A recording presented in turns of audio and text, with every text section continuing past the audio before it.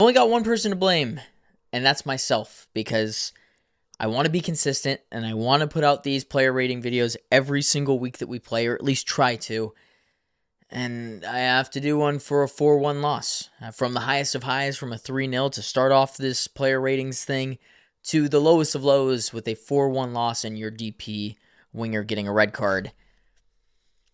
That's pretty grim, but I'm here to do it all. Through the good and the bad, I will always do what makes me feel happy, which is talking about the Galaxy, and even when it sucks, I'm going to try to prevail. So, here are my player ratings from the Galaxy's 4-1 loss to Colorado.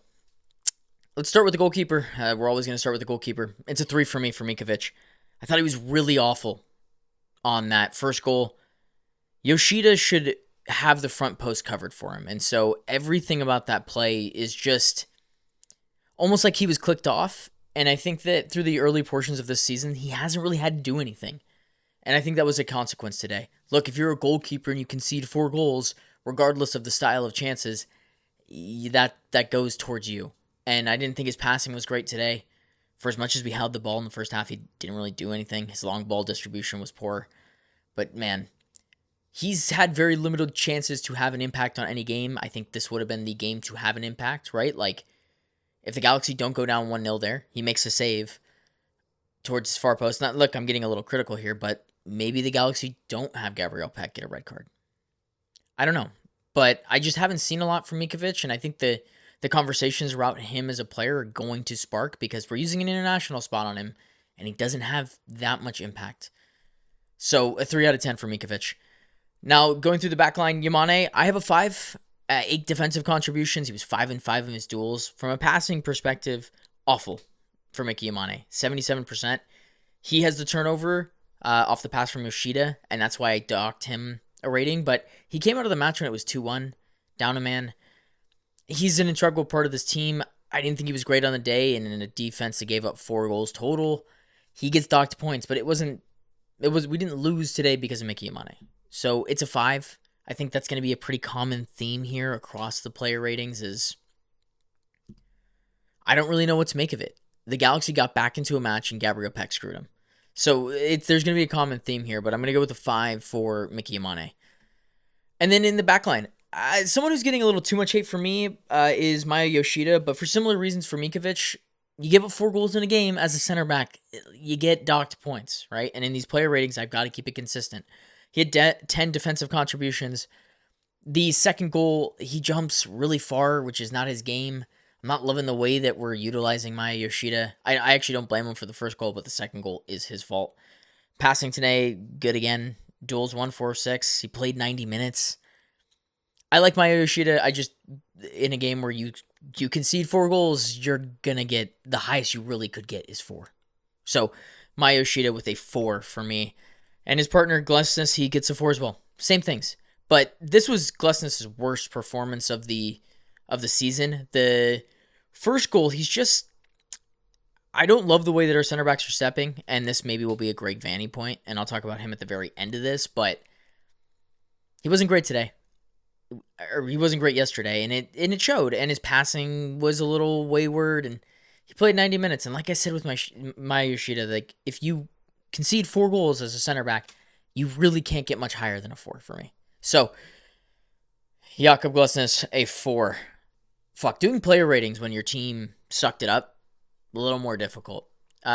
But somebody who was good again and has continued to be good through this stretch of the opening portion of the season is Julian Aude. I've been very impressed with him as a left-sided center back. And the one portion of the game where he wasn't a left-sided center back in possession, we screwed up and we conceded a goal. And I think that just goes to show how good he's been on the ball.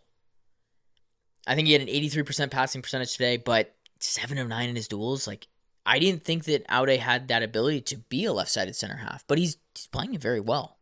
He had 11 defensive contributions again. I mean, he gets a 6 for me in this player rating because in a team and a defense that wasn't very good, Aude continues to be very good and very involved, and a lot of the good portions of the game are going through Aude.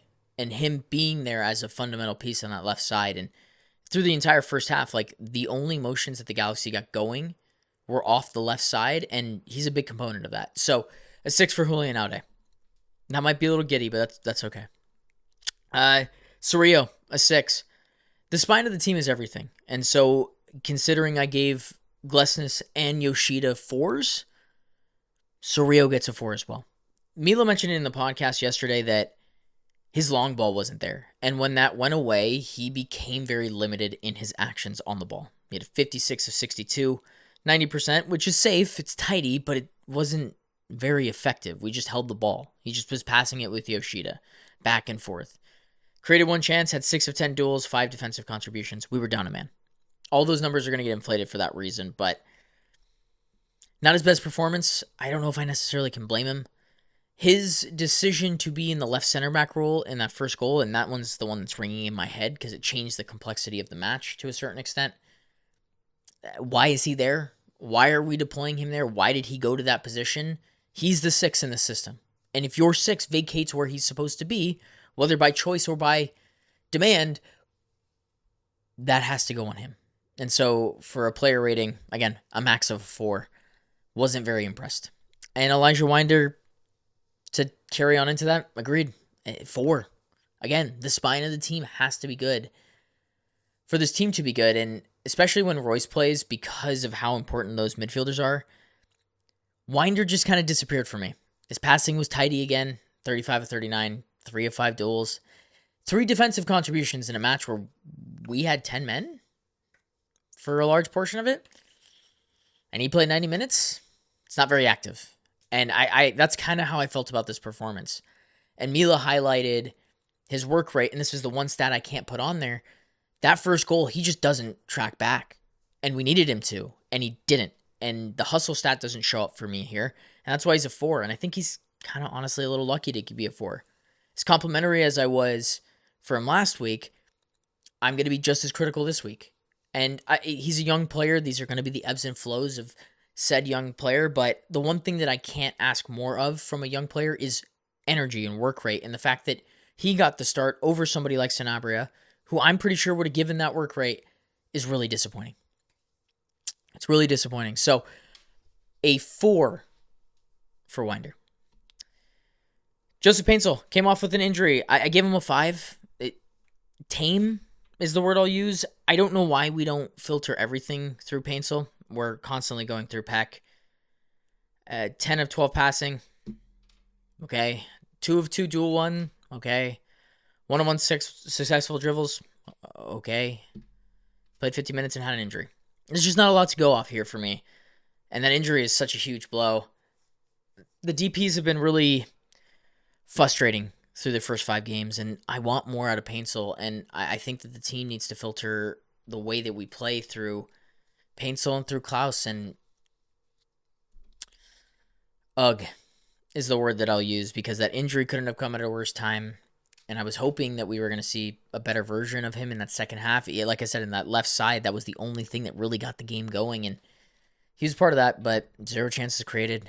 The biggest worry for me, and the reason that I could have potentially gone lower, is 0 shots. Joseph Paintsel should never leave a game with 0 shots. He played 50 minutes, like, even before the injury. Like, there's no excuse, in my opinion, for Joseph Paintsel not to have a shot. And he came out of the last game where he won 3-0 with 1 shot. That's worrying.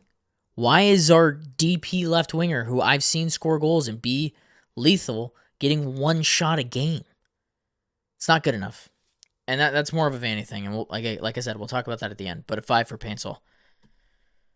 Marco Reus, I'm going to give a 6 for Marco Reus. He created 3 chances, and look, like, Pec misses a chance that's on a silver platter for him.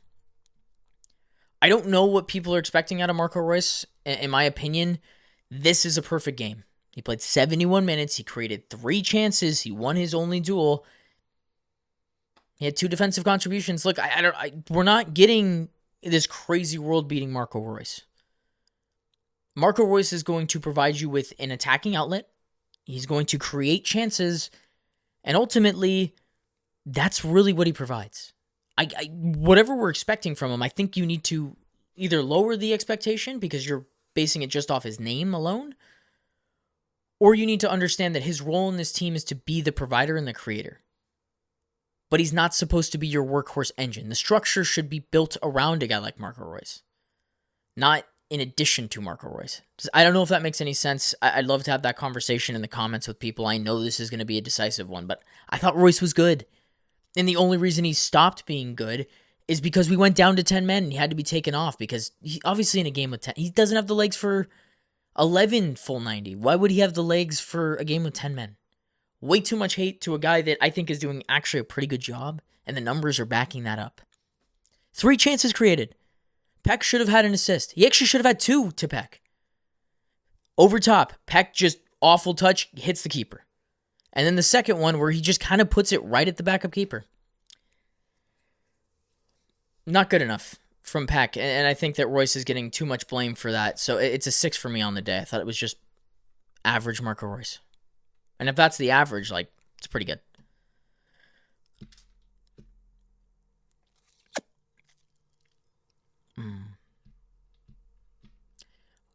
Dial 111 for Gabriel Pec. It's a 1. I know he has an assist. Okay. He cost the Galaxy points. The momentum was building in the Galaxy's favor. He gets the assist literally 5 minutes before. To go in and make that brain-dead tackle. All the stats here go away immediately. Just send him out the fucking front door. Because the only stat that matters is the one in the bottom right there. It's the only one that matters. Or it might be the bottom right there, but whatever. It's the only one that matters. 1 red card, 1 brainless tackle, 1 suspension, and 3 points dropped because he decided to not trust Jakob Glesnes. What the fuck? We talked about it on the pod, man. We have been trying to get Batman out of Gabriel Pec. And in my opinion, based off of what I've seen and based off of this player rating, he's no Batman. He's a Robin. And he needs to follow suit to a Robin. If you want to hear our full thoughts on Gabriel Pec in this game, go check out the podcast or check out Mila's 5 Things. He does a much better job of encapsulating the entire performance. But the one other stat that I'll point out is 3 of 3 shots, none of them in the back of the net. He might lead the league in shots on target, but if none of them are going in the back of the net, who cares? They're just half-assed chances. And that 2 of the chances that he missed, like, the XG is super high. He's got to be putting them away. He's a DP level striker or DP level forward, and we should expect that out of him. And I don't know why he should get grace. Because in my opinion, the grace is gone. That last year was your grace period. This year you need to perform, and he's not. And he's absolutely not. So, a 1 for Gabriel Pec. There's always a shining light in a bad team, or a good team, or a mediocre team. I don't know what this Galaxy team is yet. But I do know for sure that we have a very, very good player on our hands in João Klaus. And I'll be the first to admit, I was skeptical of the signing. And if you've been consistently throughout this entire run, I have been consistent on, I was skeptical. But he has done everything right since he laced up boots, put on the kit, and started just producing. Because this is what it is. Look at the stats. We are not going through Klaus. Nothing is tailored towards him. But in a game where he had like 10 total touches, he came away with 2 of 3 shots, 2 being on target, and a goal. And he had 6 passes. Had 5 of 9 duels won. Bunch of those were in the air. I think he was perfect aerially. He played 71 minutes. What are we doing? We've got it. In the podcast, we called it Team Klaus, and that's what the Galaxy are. They are Team Klaus. And it's strictly on this guy. Because everything good for the Galaxy so far this season have come from pretty much Glesnes and Klaus, and this is his team until further notice. Unless one of Pec or if Paintsville comes back healthy, want to reclaim that throne? Nah. This guy keeps producing. Unreal level of production right now coming from Klaus. And he was the guy that I had the most question marks. He answered all of them so far. And now the question marks swing to our DPs, the other 2. So a 7 for Klaus because we lost, but fuck. We got real talent on our hands there at the striker position. And that's the player ratings. For Greg Vanney, I'm going to start giving a coach's player rating here at the end. I don't really know what to give Greg Vanney because I thought for 60 minutes until the red card, There was good and there was bad. I probably would have given it about a 6 rating. I thought that they handled and made adjustments after the first goal that helped the team. But how do I really judge what Greg Vanney did after that? We can get hypercritical after a red card, but away from home in Colorado, that's a tough place to go and get a point, even with. So we can be super critical. I'm going to give him a 5, I think. Wasn't good, wasn't great, but bigger question marks are being asked for me when it comes to Greg Vanney, and it's, what is this team? What identity are we going to choose? Are we going to do Vanney ball and play possession? Or are we going to be direct and play off the back foot? And through 5 games, I don't know what this team is. That was our 5th different starting lineup. And if I want to get super critical, the idea of changing a starting 11 when you literally just won 3-0 is kind of insane. And maybe I should be more critical of that. But that's where we'll leave it. Galaxy 4-1 losers to Colorado. They outplayed us. And our star players were not as good as their star players at the end of the day. That's what it came down to. We made the bigger mistakes as the quote-unquote more experienced team. That continues to be a trend. So it sucks. But like I said, I'll be here to cover it all, the good and the bad. So if you like this content, go ahead and follow the C.O.C network. Follow Clash of Cosmos. We talk about the Galaxy every single week. We'll have another podcast after the CCC matchup on Wednesday. Probably have a 5 things as well. And I'm tired. This team made me tired this weekend. Watching that rematch, ugly stuff. So leave it there. Like, comment, share, subscribe. Do all the things that help us continue to do this stuff on a weekly basis. And until the next video, peace.